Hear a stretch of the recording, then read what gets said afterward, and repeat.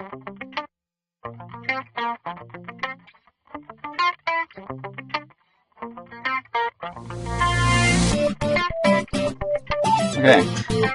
Hi, it's Tom. I expect this is log number 3 by this point for the Know Your Neighbor program. I've made a couple kind of faraway things and from a distance, that is to say, me juggling and stuff. And today's Friday. It's been a heck of a week. It's been an enlightening, wonderful experience. Every single person I've met, I like. It's like, what's not to like? As soon as we explain what we're here for, which is to connect people to people, and we're not connected to any agency of any kind, then everybody smiles. So, my handy dandy camera here has been a tool, and today, Dr. Lee Bell, Lee is a wonderful man who, for 17 years, has been helping his mentor, who is now in his 80s, whose name escapes me, and we will correct this very soon. 17 years has been running the Neighborhood Roundtable. Imagine that there are different neighborhood groups around Flint, and each of them, like the United Nations, send a representative to the Neighborhood Roundtable. And Dr. Lee Bell and his mentor Lee joined 17 years ago in the effort and is a founding member, as I recall. So he and I went around today. Today is Friday, the last day of August, and I have Michelle and John here, and I didn't get your address, so I think I can remember where you were. Keep having that yard sale. And they gave me their email, and Lee and I met earlier, Melvin, and I've got your address, so that's cool, and his email, so he'll see this too. And Melvin had some great stuff to say about grant writing and the blower door test. That's about all I have.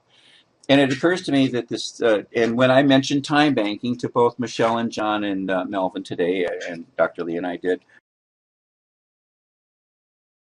yeah, we got a defined area between I-475 and Dordt Highway and Longway, Ruptee, and Leith. In that box, we want to find out how many houses are there, how many people live in the houses, and what kind of assets there are. And by that, I don't mean what stuff do they own, but can you help somebody change a light bulb? Can you help somebody get some groceries in the house? Could you call on somebody, make sure they're okay? That kind of talking to each other stuff that is what makes it a safer community, because we know our neighbor. Right. And so we have a grant from the Community Foundation of $1,000, and then that was matched by the Career Alliance with another $1,000. So we've got $2,000. I'm not getting paid, but I'm the project director technically, but I am getting my expenses covered. I get my gas paid for driving around talking to you, so that's cool. And there's this idea called a time bank that I'm trying to encourage people to understand. In a time bank, the people in the community get to know each other a little bit better, and so you enter your information software, and if I need help getting something done, I can go to the time bank and ask you to help me. And the way you pay somebody back is by helping somebody else. And that's what Flint needs, is people helping people and paying forward by helping somebody else. That's the big picture. Everybody goes, like, of course.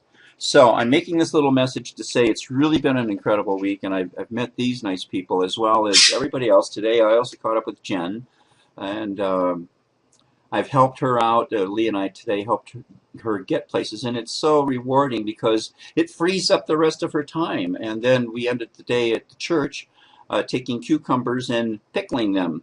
And Pastor Tommy gave up his day off to come in and do that, so well noted. And Lee and I had to leave at some point, but Dr. Lee Bell showed me Rosa Parks Peace Park, near the site of where I was as a child, went to Flint Park, amusement park. But looks like he may have passed on or something. So now, where did he live? Right there. Okay, so he could keep an eye on things. Yeah, and he did. Just for the record, where are we again? This is the, well, I mean, the name of this park, or Rosa Parks Peace Park. Rosa Parks. It's Fleming and DeFries. Oh, Fleming. We're at Fleming. I married Linda. Linda lived on Fleming, Okay. and Mary, and yeah. Okay. And the kids came here. Yeah, they worked planting flowers along with the adults, putting in some trees, the benches, very strategic stuff. There's our emblem in the middle, which looks like it's overgrown. Oh, you mean just beyond the bench there? Yeah. Yeah. That little, Okay. we taught the kids about civil rights and the civil rights movement because we think that's very important Yeah. for them to know their history. You betcha. Yeah. So as Blue came over here, the artist, he gave all the kids paper. You know, draw what you remember from your lessons of the civil rights movement. So one panel represents the negative stuff, the dogs being sick to other people and things of that. Yeah, hoses and... Yeah. Yeah. And the other panel represents the good stuff they thought Okay. from that era. All right. And remember, this is youth empowerment. So some of this crazy stuff, and the staff, we had a big battle. Should we let them just go crazy, do what they want? And it's youth empowerment. And you have to just accept what they do? Yeah, what happened? Mm-hmm. So some of them did some shout outs to their friends and things of that nature.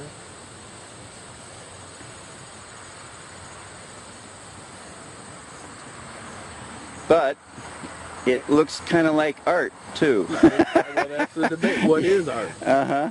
You know, in whose eyes? Who says it's art? And is the message the art, or does that matter? Now, that's their logo, and the youth, one of our youth actually came up with that as like the logo, the upside an down inverted peace sign, you Yeah. betcha. Yeah, I like it. Yeah. Some of the kids did little shout Oh, look at this now. I'm going to get this here. Listen intentionally. Very nice. Peace, yeah, sure. Bridging the gap, you bet. It's just so much to think about. I went to Northern High School. I graduated in 1968. This is my home. And I've been gone a long time, but a lot of me feels like I've never been gone, because when I talk to people, I'm like talking to my neighbors, and I have yet to feel any gaps. So I want to teach the juggling. Insert juggling here.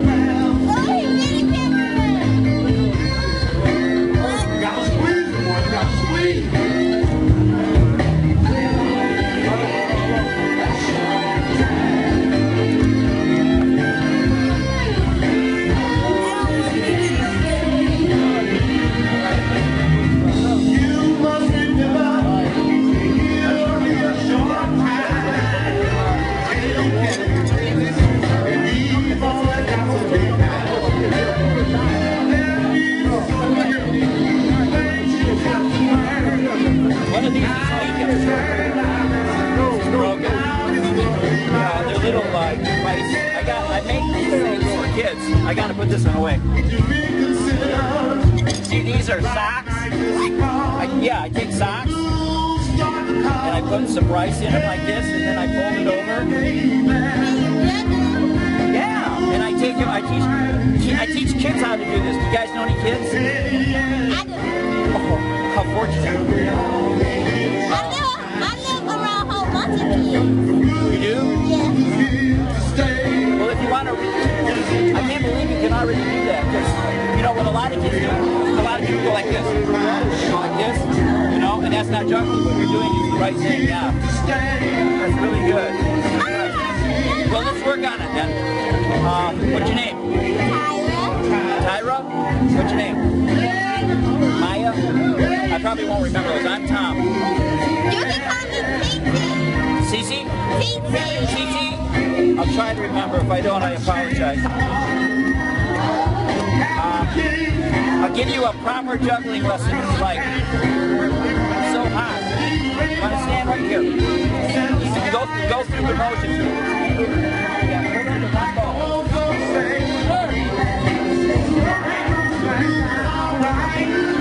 Supposed to drop.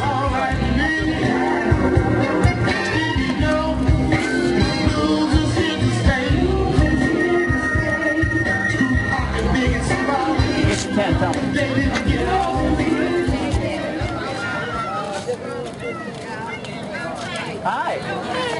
learning how to juggle. You want to learn how to juggle? Yeah. Let me show you what it looks like. It's tough. Here's 3 balls in 2 hands, and this is juggling. They all go up here. Yeah, kind of a. Everybody listen up. What do you do? Oh, can y'all hear me? Oh, everybody listen up. We can't block the store parking lot. We park across the street. If you need a ride, somebody get you. Don't block the store parking lot. Tap it back and forth. Thank you. And you get it to lift off the ground like this. You don't want to get in the way there. You heard it from the boss man. And you hold it like this and it pulls in midair just like that. On a bit of posterity and try to take them down right here. On the corner. Well, we got to keep busy. And do. And all this stuff I put on, I'm sweating all through it now. I'm going to go curve and go back and curve. Okay, don't go back and forth yet, that's next. Okay, we're doing a juggling lesson. You know there's not a juggle? Okay. Give me that. Take that. On 989.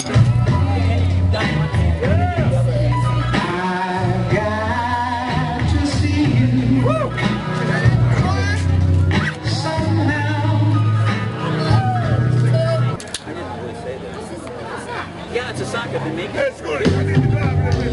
I got